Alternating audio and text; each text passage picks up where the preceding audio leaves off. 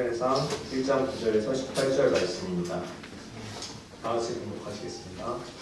그들이 실로에서 먹고 마신 후에 한나가 일어나니 그때 제사장 엘리는 여호와의 전 문설을 펴 제자리에 앉아 있었더라.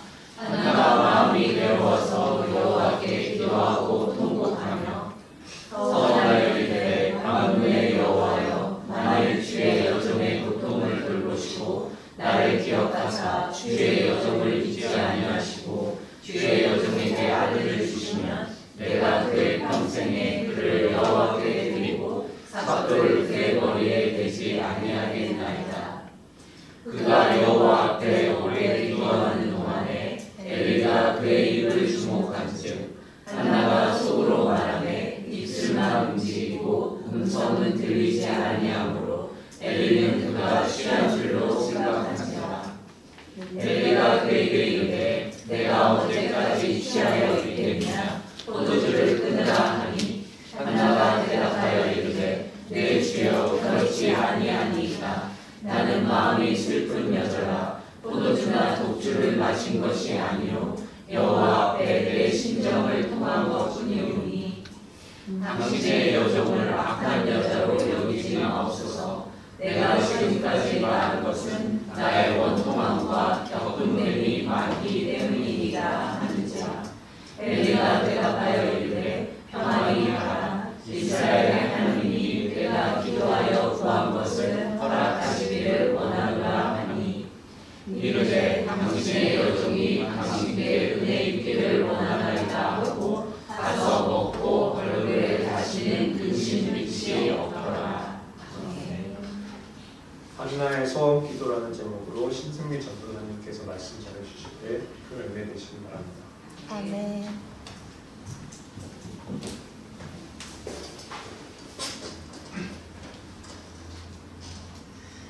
오늘 말씀부터는 사무엘상 그리고 사무엘하 이렇게 순서대로 나누도록 하겠습니다. 먼저 사무엘의 어머니인 한나에 대한 부분이 나오는데요. 한나는 아이를 낳지 못하는 여인이었습니다. 그녀의 남편은 엘가나였는데 엘가나는 두 아내가 있었어요. 근데 한 아내는 자녀를 낳았고 그리고 오늘의 주인공인 한나는 자녀를 낳지 못했지만 남편인 엘가나는 한나를 많이 사랑했습니다. 그래서 먹을 것도 항상 많이 주었습니다. 다른 사람에게 주는 것보다 더 많이 주고 잘 돌봐주었습니다. 이렇게 되자 또 한 명의 아내인 분인나가 그것에 대하여 시기하고 질투함으로 어떻게 했을까요? 한나를 괴롭혔습니다. 모욕을 주고 무시하고 괴롭게 만들었습니다. 그로 인하여 한나의 서름은 더욱더 커져갔고 한나는 먹지도 않고 점점 더 시들어가는 중이었습니다. 그러던 중 온 가족이 화목제를 드리러 실로에 가게 됩니다. 화목제를 드리러 가게 되면요. 그것은 화목제를 드린 다음에 축제의 날이라고 생각하시면 됩니다. 먹을 것도 많고 우리도 그렇잖아요. 축제에 가면 먹을 게 많습니다. 축제처럼 먹을 것도 많고 즐겁고 흥겨운 일도 많았습니다. 하지만 괴로움이 많았던 한나는 도무지 축제를 즐길 수가 없었고 먹을 수도 없었습니다. 그래서 한나는요. 화목제와 축제가 끝나기를 가만히 기다리다가 거의 끝나갈 때가 되자 그녀는 일어나 슬며시 하나님 앞에 기도하러 가게 됩니다. 우리가 살다 보면 기가 막힌 상황, 정말 답답할 수밖에 없는 그런 사건에 도달할 때가 있습니다. 그런 상황이 되면 어떻습니까? 우라통이 터지는 경우가 있습니다. 자, 그럴 때 우리는 어떻게 해야 할까요? 사람들마다 우라통이 터질 때 해결하는 방법이 여러 가지 있겠지만 성경에 나오는 아람의 나만 장군을 예로 들어보도록 하겠습니다. 아람의 나만 장군은 문둥병 환자였습니다. 그래서 그는 이스라엘에 있는 엘리사 선지자가 하나님의 놀라운 능력으로 치유한다는 소식을 듣고 이스라엘까지 온갖 보화들을 싣고 선지자를 찾아갔어요. 근데 거기까지 멀리 찾아갔음에도 불구하고 엘리사 선지자는 나만 장군을 어떻게 대우했느냐? 얼굴도 쳐다보지 않았습니다. 얼굴도 쳐다보지 않고 그냥 종을 통하여서 이런 말만 전합니다.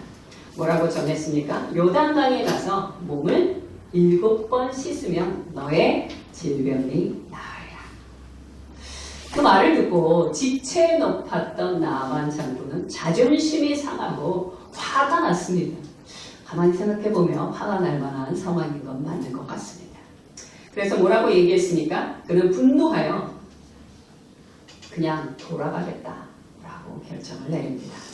그러자 그의 밑에 있던 부하들의 간곡한 요청이 있게 되어 할 수 없이 요단강에 가서 몸을 7번 담그게 되죠. 그러자 어떤 일이 벌어졌습니까? 문둥병이 깨끗하게 나음을 입었습니다. 나아만 장군은 우라가 치밀어 올랐으나 자신의 감정과 느낌에 상관없이 억지로라도, 정말 이건 억지로였죠. 부하들이 하도 간곡하게 부탁하니까 억지로라도 순종했어요. 순종했더니 어떤 일이 벌어졌습니까? 하나님의 역사가 나타난 것을 보게 된 것입니다.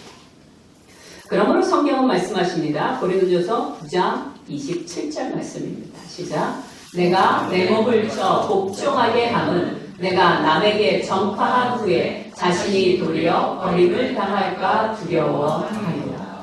성경은 뭐라고 말씀하시냐면 너의 감정, 너의 의지, 너의 생각이 어떠하든지 관계없이 너의 몸을 쳐서 복종해야 한다라고 말씀하십니다. 여러분, 하나님께 순종하는 것이 기쁠 때도 있어요. 하지만 제 경험에 의하면 대부분의 경우는 왜 나만 순종하라고 하십니까? 왜 내게만 그런 어려운 것을 요구하십니까? 이런 억울한 마음이 들 때도 있고요. 그리고 어떻습니까? 부당하게 느껴질 때도 있습니다. 그러나 내 몸을 쳐 복종하게 될 때 나를 향하신 하나님의 뜻을 발견하게 되는 것입니다. 괴로웠던 한나는요, 성전에서 기도하고 있을 때 엘리 제사장이 어디에 있었냐? 바로 의자에 앉아 있었습니다. 성경이 그렇게 얘기하십니다. 사무엘상 1장 9절 후반절 말씀만 함께 보겠습니다. 시작. 그 의자에 앉았더라. 자, 그런데 여기서 말하는 이 의자는 그냥 우리가 이야기하는 일반 의자가 아니에요. 왕이나 특별한 제사장이 앉을 수 있는 그런 의자입니다. 그러니까 한마디로 왕좌 이렇게 표현할 수 있습니다. 성경은요, 한나와 엘리 제사장의 마음과 삶의 태도를 그들의 행동을 통해서 우리에게 묘사해 주고 계십니다. 먼저 성경에서 한나의 행동을 어떻게 표현하고 계시냐? 그녀가 일어났다. 그리고 성전으로 갔고 울며 기도했고 서원 기도를 드린 후에도 계속해서 기도했다. 한나의 행동을 계속해서 추적하며 묘사합니다. 반면에 엘리 제사장의 행동은 어떻게 묘사가 되어져 있냐면요. 성전에 있기는 있는데 성전 의자에 앉아 있었고 눈이 점점 어두워졌으며 자기 처소에 누워 있었다 라고 2장 3장 2절에 말하고요. 마지막에는 자기 의자에서 목이 부러져 죽었다 라고 4장 18절에 얘기합니다. 앞으로 이 두 사람의 미래가 어떻게 될지를 두 사람의 행동을 묘사하는 것을 통해서 복선처럼 우리에게 말해주고 있는 것입니다. 자, 10절에 가면 한나는 마음이 너무 괴로워서 통곡을 하며 기도합니다. 네, 먼저 보여주셔서 감사합니다. 보여주세요. 함께 읽겠습니다. 시작. 한나가 마음이 괴로웠어. 자, 한나의 마음은 뭐라고 표현하고 있냐? 괴로웠다. 괴롭다 하면 우리 히브리어 뭐가 생각납니까? 마라의 쓴물. 그녀의 마음은 어떤 상태예요? 마라의 쓴물처럼 아주 쓰고 괴로운 상태였습니다. 히브리어로 마라트 혹은 마라라는 단어는요, 주로 맛이 쓰다라고 할 때도 사용이 되지만, 그러나 인간관계의 갈등, 괴로움 이런 것으로 나타날 때도 사용되는 단어입니다. 마라트, 마라. 자, 대표적인 게 누가 있냐? 룻의 시어머니 나오미를 기억해 주시기 바랍니다. 나오미는요, 자신의 남편이 죽고 두 아들까지 다 죽게 됩니다. 그러자 나오미가 뭐라고 얘기하냐면 원래 이름이 나오미인데 이제부터는 자기의 이름을 마라라고 불러달라고 그렇게 계명을 하는 장면이 나옵니다. 룻기 1장 20절 말씀 함께 보겠습니다. 시작. 나를 나오미라 부르지 말고 나를 마라라 부르라. 나는 참으로 비참한 여인이다. 나는 하나님으로부터 버림받은 여인이다. 이것을 말하고 있는 것입니다. 자, 사람마다 괴로움에서 벗어나는 방식도 역시 가지각색이죠. 세상 사람들은 마음이 괴로우면 TV에서 보면 그렇게 술을 먹더라고요. 술을 먹고 그 다음에 어떤 분들은 게임에 몰입하기도 하고요. 오락과 유흥으로 자신의 마음의 이 쓰디쓴 마음, 괴로운 마음을 좀 잠시라도 잊어보고 싶어 합니다. 하지만 한나는요, 자신이 괴로울 때 무엇을 선택합니까? 하나님께 나아가 기도하는 방식을 선택합니다. 한나는 그냥 기도한 것이 아니에요. 서원 기도를 드립니다. 어떤 서원 기도였냐면요. 하나님, 만일 제게 아들을 주신다면 그 아들을 평생 나시린으로 드리겠나이다. 자, 서원이라는 것은 무엇입니까? 하나님과의 약속이에요. 그런데 한번 서원한 것은 변개치 못합니다. 사무엘상 민수기 30장 2절 말씀 먼저 보도록 하겠습니다. 시작. 사람이 여호와께 서원하였거나 결심하고 서약하였으면 깨뜨리지 말고 그가 입으로 말한 대로 다 이행할 것입니다. 자, 그러므로 함부로 서원을 해서는 안 됩니다. 정말 신중하게 서원을 해야만 합니다. 예를 들어 천주교에서는 신부님이 되기 위해서요. 1년 동안 신부가 되기 위해서 들어갔어요. 들어간 다음에 1년 동안을 계속해서 매일매일 자신에게 질문합니다. 나는 과연 진짜 하나님께 평생 살기를 원하나? 평생 살기를 원하나? 그렇게 계속 질문을 하다 1년쯤 지나고 나서 드디어 하나님 앞에 서원을 한다고 합니다. 서원은 함부로 하는 것이 아니라 정말 신중하게 해야 하는 것입니다. 왜 그렇습니까? 하나님이 받으시기 때문입니다. 사무엘상 1장 11절 후반절 말씀 함께 보도록 하겠습니다. 시작. 삭도를 그 머리에 내지 아니하겠나이다. 사람의 모든 신체 중에 가장 중요한 부위가 어디입니까? 머리예요.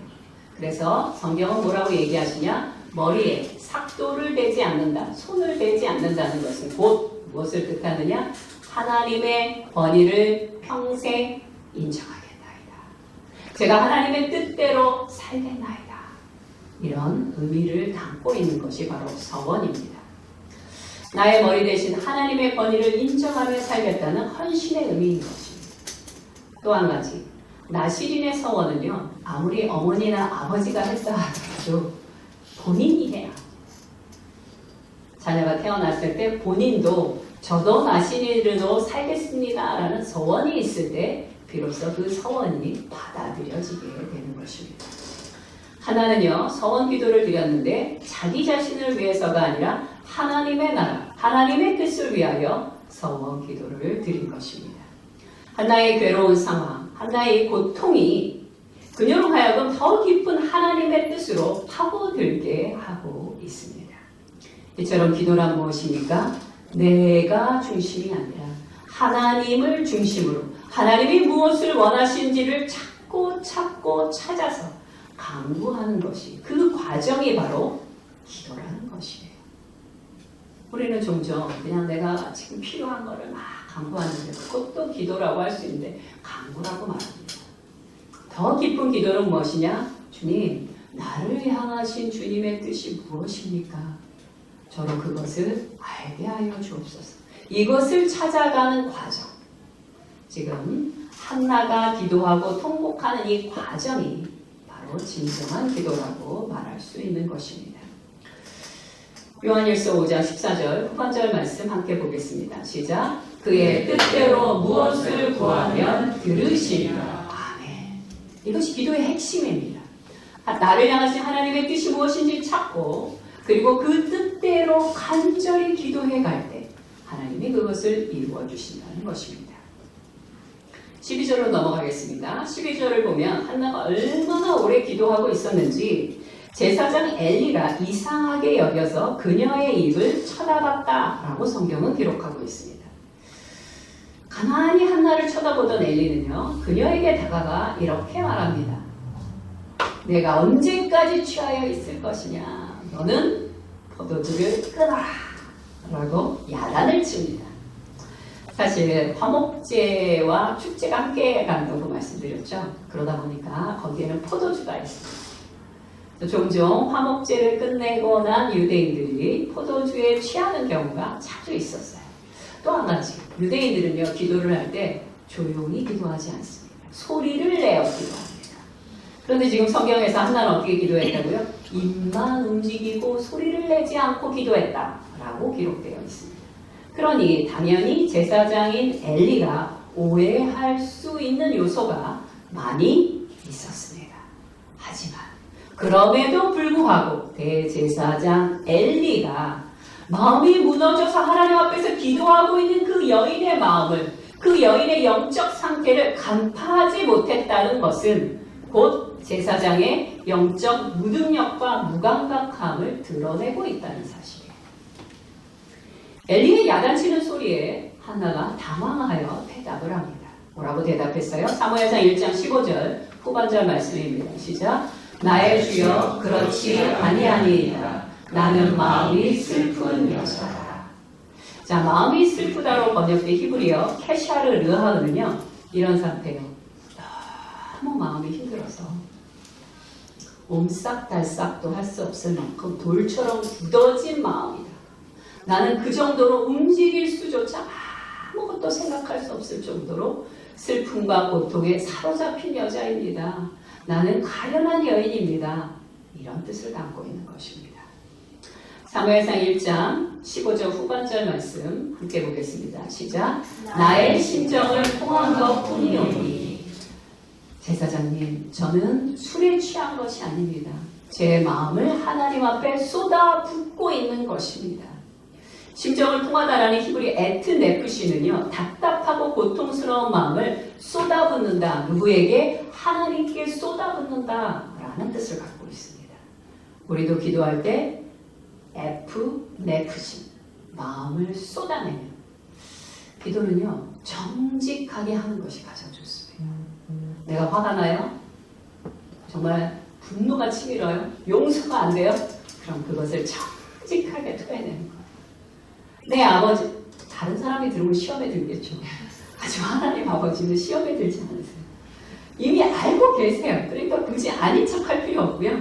그냥 쏟아내세요. 주님, 제 마음이 이렇습니다. 저렇습니다. 못 견디겠습니다. 도와주옵소서. 이렇게 쏟아내는 기도를 해야 하는 것이에요. 자, 엘리의 오해와 잘못된 착각에도 불구하고 한나는 어떻게 얘기했어요? 조용히, 친절히, 온유한 태도로 자신의 상태를 설명했습니다. 잠언 15장 1절에 이런 말씀이 있습니다. 시작. 유순한 대답은 분노를 쉬게 하여도 과격한 말은 노를 격동하느니라. 아멘. 하나의 겸손하고 온유한 설명은 엘리 제사장의 오해를 풀게 돼요. 그러자 미안해진 엘리 제사장이 한나를 축복하며 말하는 장면이 17절입니다. 1장 17절 후반절 말씀 함께 읽겠습니다. 시작. 평안히 가라. 이스라엘의 하나님이 너의 기도하여 구한 것을 허락하시기를 원하노라. 아멘. 자, 여기서 보면 1장 17절 후반절에 평안히 가라 라는 말이 나와요. 히브리어로 레키 레샬롬이라고 합니다. 우리 샬롬 잘 아시죠? 이 샬롬은 무슨 뜻이에요? 평안이라는 뜻이에요. 그런데 그냥 마음의 평안만을 의미하는 것이 아니고요. 영적인 평안, 인간 관계의 평안, 하나님과의 관계의 평안, 그리고 경제적인 평안, 모든 평안을 포괄하는 것이 바로 샬롬입니다. 엘리 제사장이 한나에게 축복의 말을 건네자 한나가 대답합니다. 사무엘상 1장 18절 초반절 말씀 함께 보겠습니다. 시작. 가로되 당신의 여종이 당신께 의에 있기를 원하나이다. 한나는요, 영적으로 무감각하지만 엘리 제사장의 축복의 말을 냉큼 받습니다. 우리는 여기서 한나의 위대한 믿음의 단면을 볼 수 있는데요. 엘리 제사장이 그렇구나. 너가 아들을 원하는구나. 자녀를 원하는구나. 하나님께서 너에게 자녀를 주실 것이다. 이런 확신 있는 말을 했습니까? 하지 않았어요. 그냥 너 기도 제목이 뭔지 모르겠지만 너의 기도 제목이 이루어지기를 바래. 이러면서 그냥 축복의 말을 한 거예요. 그런데 갑자기 이 말 한마디에 오늘의 주인공인 한나의 분위기가 완전히 새롭게 바뀌게 됩니다. 초창기에 루터 교인들, 종교개혁이 일어나자마자 루터 교인들이 자주 했던 말이 있습니다. 그 말은 무엇이냐면요. 믿음이란 뒤흔들어 놓는 것이다. 무엇을 뒤흔들어 놓습니까? 내 삶을 뒤흔들어 놓고 내 이웃의 삶을 뒤흔들어 놓는다는 뜻이에요. 믿음은 우리를 사로잡아 그리스도께 복종케 하고 십자가를 지고 예수 그리스도를 따르게 합니다. 또한 믿음은 주님의 복된 종이 되어 내 삶을 완전히 재조정하고 하나님의 뜻대로 살아가게 할 만큼 우리의 삶을 뒤흔들어 놓는 것입니다. 오늘 한나에게 바로 그런 일이 일어났어요. 우울하고 괴롭고 분인나의 그 시기와 질투에 너무나 아파서 어쩔 줄 몰라 했던 한나예요. 그래서 먹지도 않았어요. 그냥 시들어가고 있는 중이었어요. 그냥 죽어가고 있는 중이라고 생각하시면 돼요. 그런데 어떤 탁월하고 유명한 제사장이 말한 것도 아니에요. 자신을 야단쳤고 오해했던 영적으로 무감각한 그 제사장의 한마디에 아멘으로 받고 있습니다. 그리고는 어떻게 하고 있습니까? 그녀가 그 축복의 말을 믿음으로 받고 성경은 이렇게 얘기합니다. 즉시 가서 먹었다. 오늘 말씀에는 먹었다가 중요합니다. 사무엘상 1장 18절 후반절 말씀 보겠습니다. 함께 읽겠습니다. 시작. 가서 먹고. 우리 한글 성경에는 굉장히 단순해요. 두 단어로 나옵니다. 가서 먹었다. 그런데 원문은 이렇게 말씀하십니다. 와텔레크 아이사 레다르카흐 와토카 기입니다. 이거를 직역하면 이런 뜻입니다. 그리고 그 여자는 그녀의 길로 가서 즉시 먹었다. 그냥 천천히 가서 먹은 게 아니에요. 일어나서 즉시 가서 먹기 시작했어요. 한나는 신속하게 자신이 해야 할 일을 시작한 것이에요. 그녀가 제일 먼저 해야 될 일은 뭐예요? 잘 먹고 잘 자고 힘을 내어 살아가는 일이었어요. 또 성경에서 뭐라고 얘기합니까? 아까 원문에 그 길로 갔다 라고 표현합니다. 일반적으로 성경에서 그 길로 갔다 라는 뜻은요, 앞으로의 삶의 방향을 암시하는 것입니다. 예를 들어 드릴게요. 사무엘상 26절, 25절 후반절 말씀입니다. 시작. 다윗은 자기 길로 가고 사울은 자기 곳으로 돌아갑니다. 이것이 그냥 그들이 헤어져서 가구나 이런 뜻으로만 받아들일 것이 아니라 장차 앞으로 미래에 다윗은 다윗의 미래의 길로 걸어갈 것이고 사울은 사망의 길로 걸어갈 것이다 라는 의미가 담겨 있다는 것입니다. 자, 앞으로 한나의 삶의 방향이 이제 하나님의 뜻을 향해 갈 것이고 엘리 제사장은요, 엘리 제사장의 전혀 다른 방향의 그 길을 향해 가게 될 것을 우리에게 보여주는 것입니다. 사무엘상 1장 18절 후반절 말씀 함께 보겠습니다. 시작. 얼굴에 다시는 수색이 없으리라. 아멘. 한나는요, 아직 기도의 응답이 되지 않았어요. 그런데 마치 응답을 받은 것처럼 응답이 나타나지도 않았어요. 뭐 임신한 기미가 보인 것도 아닙니다. 그런데 한나는요, 아멘으로 받고 믿음으로 행하고 있는 것이에요. 근심하지 않습니다. 바로 이 부분이 한나의 위대한 부분이에요. 우리는 하나님을 의지하고 있는 것을 무엇을 통해 알 수 있습니까? 믿음을 통해 증명할 수 있습니다. 세상의 다른 것들을 의지하는 것이 아니에요. 다른 것에 뭐가 포함됩니까? 돈, 관세, 피난처. 이런 것을 의지하는 것이 아니라 오직 하나님만을 의지합니다. 라는 것을 드러내는 것이 믿음이라는 것입니다. 그리고 이것은요, 그냥 되는 게 아니에요. 훈련을 통해 되는 것입니다. 빌립보서 4장 6절부터 7절까지의 말씀 살펴보겠습니다. 시작. 아무것도 염려하지 말고 다만 모든 일에 기도와 간구로 너희 구할 것을 감사함으로 하나님께 아뢰라. 그리하면 모든 지각에 뛰어난 하나님의 평강이 그리스도 예수 안에서 너희 마음과 생각을 지키시리라. 아멘. 믿음으로 살아가는 것, 그것은 어느 날 하루에 하늘에서 뚝 떨어지는 것이 아니라 바로 우리의 매일매일의 믿음의 고백을 통해서 이루어져가는 것입니다. 결론을 말씀드리겠습니다. 우리는 언제까지 기도해야 할까요? 답을 이미 알고 계실 거예요. 기도가 응답될 때까지 하는 것이에요. 기도는요, 야곱의 씨름처럼 끈질기게 해야 합니다. 야곱이 어떻게 씨름했습니까? 창세기 32장 26절 말씀입니다. 시작. 그가 이르되 날이 새려하니 나로 가게 하라. 야곱이 이르되 당신이 내게 축복하지 아니하면 가게 하지 아니하겠나이다. 천사가 이제 가겠다고 얘기하는데 붙잡고 늘어집니다. 안 됩니다. 반드시 저를 축복해 주셔야 합니다. 제가 어릴 때는요, 그래 하나님이 응답해 주시지 않아도 내가 믿음으로 받아들여야지. 자식을 낳고 키우다 보니까 그게 되지 않아요. 주님 반드시 이루어 주셔야 합니다. 그냥 제가 믿음으로 받아들이는 것으로는 안 됩니다. 반드시 이것이 이루어져야 돼요. 그 기도가 되더라. 그것은 뭐예요?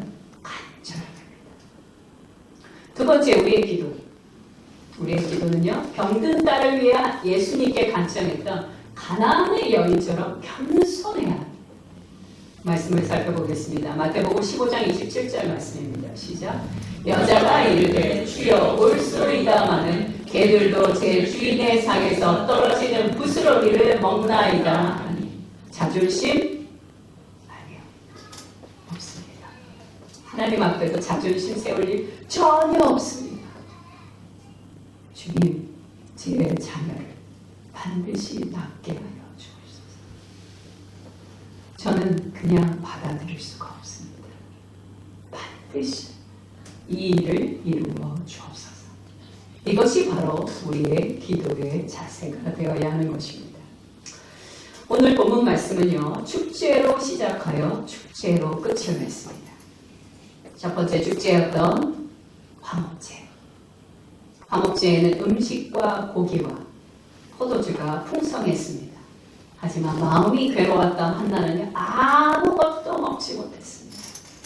그냥 속만 끓였어요. 사무엘상 1장 7절 후반절 말씀 함께 보겠습니다. 분인나가 그를 격분시킴으로 그가 울고 먹지 아니하고. 그러나 응답을 확신하며 믿음 안에서 다시 세상을 보게 되자 괴로웠던 한나의 마음이 기쁨 속에서 축제가 시작되고 있습니다. 이제 더 이상 근심할 필요가 없어졌기에 그녀는 일어나서 가서 즉시 잘 먹고 잘 자며 즐거이 하나님의 응답을 기다리기 시작합니다. 이 차이가 어디에서 왔습니까? 내 마음을 쏟아붓는 기도의 시간을 통해서 왔습니다. 이 과정이 어떻게 이루어졌습니까? 나의 기도에 들으시고 내 기도를 다 들으시고 그것을 기꺼이 응답해 주시는 하나님으로부터 왔다는 것입니다. 우리도 한나처럼 기도와 믿음의 길로 행해야 합니다.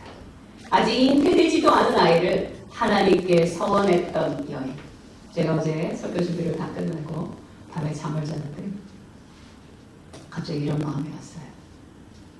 자신의 아들을 아직 태어나지 않고 잉태도 안 됐어요. 그 아들을 하나님 앞에 드린 그 여인 한나가 과연 그 삶을 하나님 앞에 드렸을까요? 안 드렸을까요? 당연히 드렸을 것이에요. 하나님 제게 만약 아들을 주신다면, 자녀를 주신다면 그 자녀가 평생 하나님의 나시린으로 살게 하겠습니다. 그 뒤에 말이 또 있었겠죠? 저도 하나님 나라의 나시린으로 살겠습니다. 자다가 제가 벌떡 일어나서 다시 성경을 작성했습니다. 내 자녀가 하나님 나라의 존귀한 자로 살기를 원하십니까? 헌신된 그리스도인으로 살기를 원하십니까? 그럼 하나님께 그렇게 서원하고 기도하시기 바랍니다. 그러나 그 이전에 내가 해야 될 일이 있는데 나부터 그렇게 살아야 합니다. 나부터 하나님의 백성답게 예수 그리스도를 따라가는 제자도에 맞게 살아가야 하는 것입니다. 그럼 내 자녀들이 내 모습을 보고 따라갈 것입니다. 아, 저렇게 살아가는 것이 주님의 나라를 위하여 살아가는 것이구나. 본받아 걸어가게 될 것입니다. 이제 한나는요, 분인나의 구박 따위 시기 질투 아랑곳하지 않을 것입니다. 위대한 하나님의 종으로 살기를 헌신했기 때문에 마음의 축제를 즐기고 장차 자신에게 허락하신 하나님의 그 축복의 응답을 기다리며 그 여인은 믿음의 길을 걸어갈 것입니다. 함께 기도하겠습니다.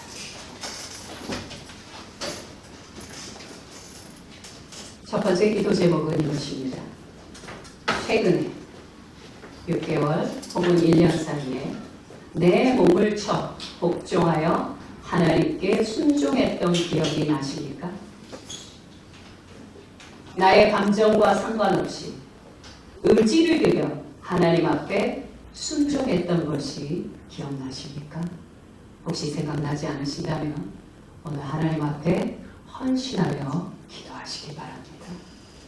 주님, 내 감정, 나의 느낌, 나의 계획이 어떠하든지 관계없이 내 몸을 쳐, 내 마음을 쳐 복종함으로 아버지의 뜻대로 살아가겠나이다. 이 헌신을 받아 주옵소서. 오늘 아버지 앞에 간절히 기도하시기 바랍니다.